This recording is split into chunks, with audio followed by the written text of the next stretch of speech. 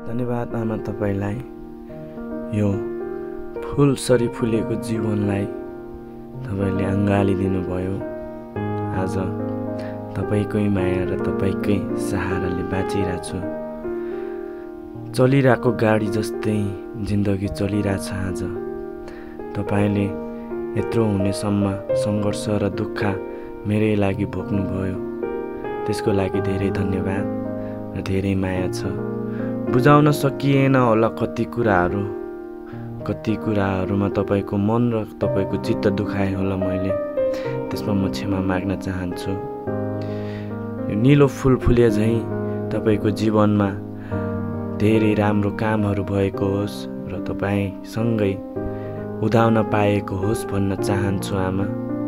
माया छ मनबाट नै, कति व्यक्त गर्न सकिनँ होला मैले मेरो आफ्नो भावना। म चाहन्छु तपाईँ खुसी भएको र तपाईँ हाँसेको हेर्न चाहन्छु मेरी आमा।